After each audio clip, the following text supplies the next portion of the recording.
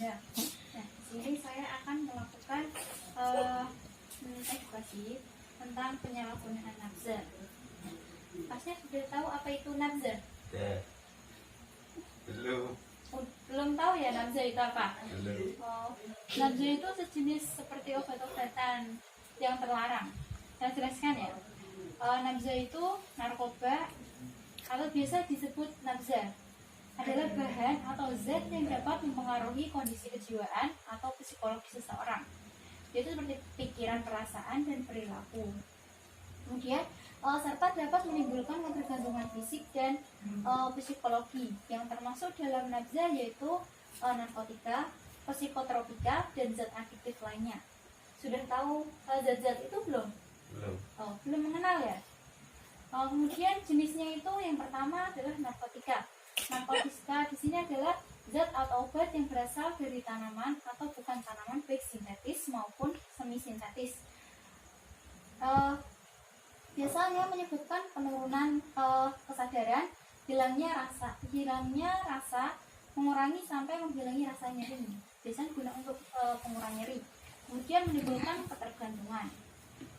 Untuk narkotika ini ada 3 golongan. Yang pertama adalah golongan 1. Golongan 1 ini contohnya yaitu heroin, kokain, dan ganja. Ini adalah jenis golongan ini narkotika yang hanya dapat digunakan untuk tujuan pengembangan ilmu pengetahuan. Kemudian yang golongan 2 ini adalah narkotika yang berhasiat pengobat. Untuk pengobatan digunakan sebagai pilihan terakhir dan dapat digunakan dalam terapi atau tujuan pengembangan ilmu pengetahuan.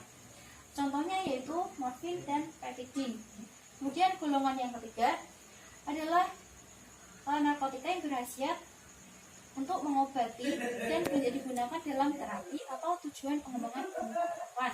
Nah, ini contohnya adalah kodein. Kemudian jenis yang kedua yaitu psikotropika. Psikotropika adalah zat atau obat baik alamiah maupun sintetis yang berhasiat untuk psikoaktif melalui pengaruh selektif pada susunan saraf pusat. Untuk golongan psikotropika itu ada 4 golongan. Yang pertama itu golongan 1. Golongan 1 itu dapat digunakan untuk tujuan ilmu pengetahuan, juga dapat untuk terapi, serta mempunyai potensi kuat mengakibatkan sindroma ketergantungan, contohnya ekstasi.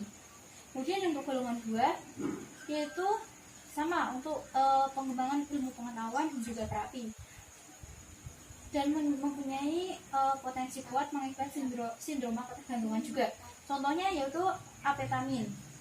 Kemudian golongan yang ketiga sama ya, untuk terapi dan juga pengembangan pengetahuan mengakibatkan sindrom ketergantungan juga, contohnya yaitu fenobarbital. Kemudian golongan 4 contohnya yaitu diazepam, nitrazepam. Kemudian untuk jenis selanjutnya yaitu zat adiktif. Yang termasuk zat adiktif lainnya adalah bahan atau zat yang berpengaruh psikoaktif di luar narkotika dan psikotropika. Yaitu yang pertama minuman alkohol. Mengandung etanol, etil, alkohol yang berpengaruh menekan susunan saraf pusat dan sering menjadi bagian dari kehidupan manusia sehari-hari dalam kebudayaan tertentu. Kemudian yang kedua, inhalasi atau gas yang dihirup, dan solvent atau zat pelarut mudah menguap berupa senyawa organik yang terdapat pada berbagai barang keperluan rumah tangga, kantor, dan sebagai pelumas mesin. Kemudian yang ketiga yaitu tembakau. Pemakaian tembakau yang mengandung nikotin sangat luas di masyarakat. Kemudian dampak fisik karena nafza. Yang pertama, saat menggunakan nafza, jalan sempoyongan, bicara pelo, kemudian apatis, acuh tak acuh, mengantuk, agresif, dan curiga. Yang kedua yaitu kelebihan dosis, overdosis, nafas sesak, denyut jantung, dan nadi lambat, kulit teraba dingin, nafas lambat atau berhenti, kemudian bisa jadi meninggal. Kemudian yang ketiga sedang ketagihan atau putus zat atau sakau, mata dan hidung berair, menguap terus-menerus, diare, rasa sakit seluruh tubuh, takut air sehingga malas mandi, kejang, dan kesadaran menurun. Kemudian yang keempat, pengaruh jangka panjang, penampilan tidak sehat, tidak peduli terhadap kesehatan dan kebersihan, gigi tidak terawat dan keropos terhadap bekas suntikan pada lengan atau bagian tubuh lainnya. Kemudian penyebab penyalahgunaan nafza, yang pertama yaitu karena faktor individu, cenderung memberontak, memiliki gangguan jiwa lain misalnya depresi, cemas, perilaku yang menyimpang dari aturan atau norma yang ada, kurang percaya diri, mudah kecewa, agresif, dan destruktif. Kemudian murung, pemalu, pendiam, merasa bosan dan jenuh, keinginan untuk bersenang-senang yang berlebihan, identitas diri kabur, putus sekolah, kurang menghayati iman dan kepercayaan.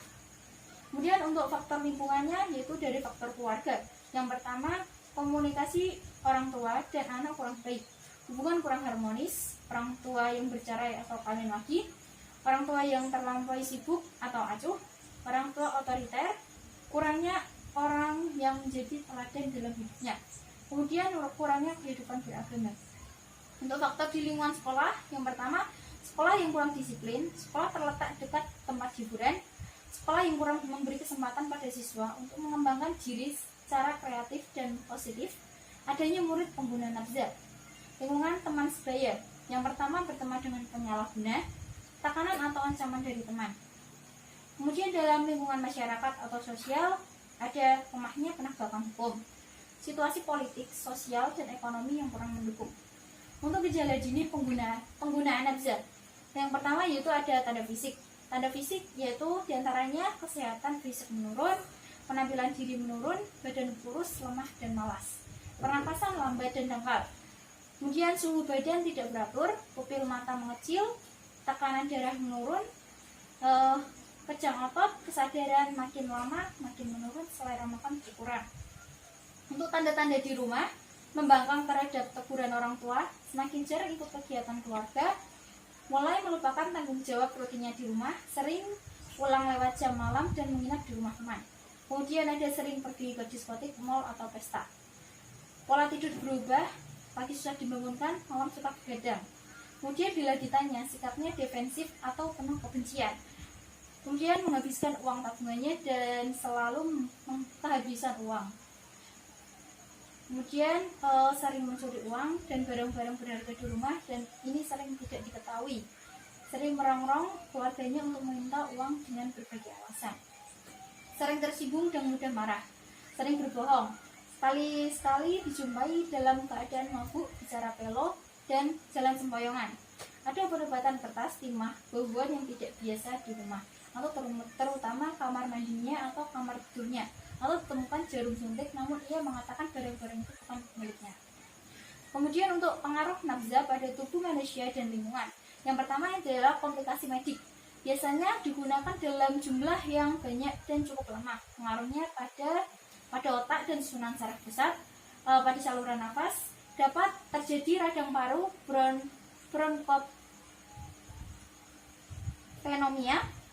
pneumonia, kemudian pembengkakan paru atau edema paru, kemudian jantung, peradangan otot jantung, penyempitan pembuluh darah jantung. Kemudian pada hati terjadi hepatitis B dan C yang menular melalui jarum suntik atau hubungan seksual. Kemudian yang terakhir penyakit menular seksual atau HIV/AIDS. Kemudian pada kulit terdapat bekas suntikan bagi pengguna yang menggunakan jarum suntik, sehingga mereka sering menggunakan baju lengan panjang. Kemudian untuk komplikasi pada kehamilan, untuk ibu anemia, infeksi vagina, hepatitis, dan AIDS. Untuk kandungan, abortus, keracunan kehamilan, bayi lahir mati. Kemudian untuk janin, pertumbuhan terhambat prematur, berat bayi rendah.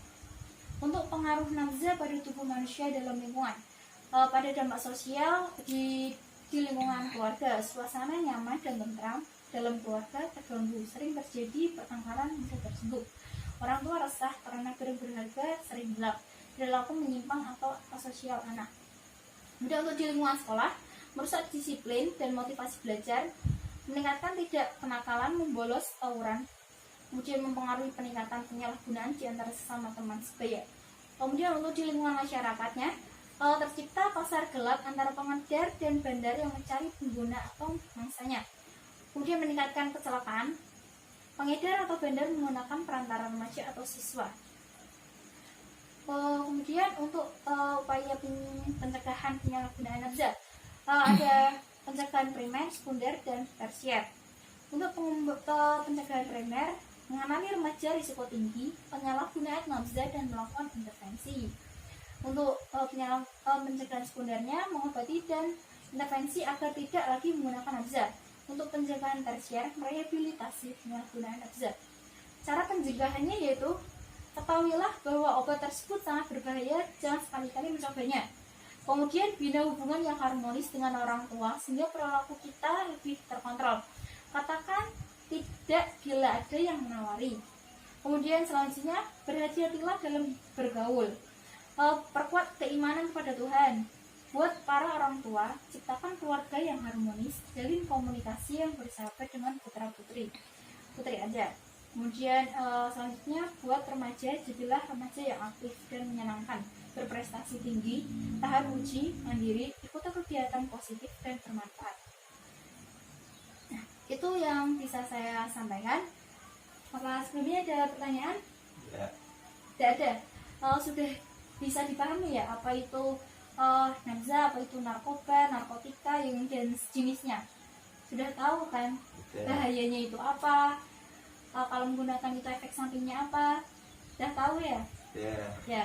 Mungkin terima kasih. Nanti kalau ada yang mau ditanyakan bisa menghubungi saya. Nanti bisa saya kasih nomor WA-nya untuk menghubungi saya kalau ada yang mau ditanyakan. Terima kasih atas waktunya. Sebelumnya sama dengan Mas siapa? Mas Rudi ya. Terima kasih Mas Rudi atas waktunya. Saya ucapkan terima kasih. Saya undur diri. Wassalamualaikum warahmatullahi wabarakatuh. Waalaikumsalam warahmatullahi wabarakatuh.